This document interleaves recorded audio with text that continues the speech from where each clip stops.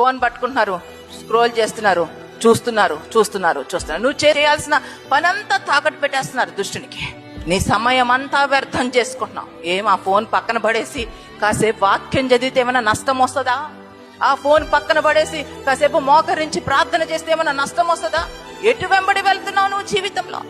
జీవము కలిగిన దేవుని కోసం జీవించకుండా నిర్జీవమైన వాటి కోసం జీవిస్తావా? తీసి పక్కన పడే. ఆ ఫోన్ నీకు ఎంత దూరంగా ఉంటే అంత మంచిది.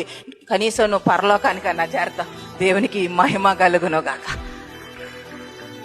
చాలా మంది అంతే, ఫోన్ ఎత్తుక్కుంటున్నారు. ఫోన్ మనుషుల్ని ప్రేమించడం చేత కాదు, మనుషుల్ని ఆదరించడం చేత కాదు, మనుషుల్ని ప్రోత్సహించడం చేత కాదు, ఏది చేత కాదు. ఫోన్ మాత్రం ప్రేమించడం చేత. నిర్జీవమైంది. అదేం బతుకండి?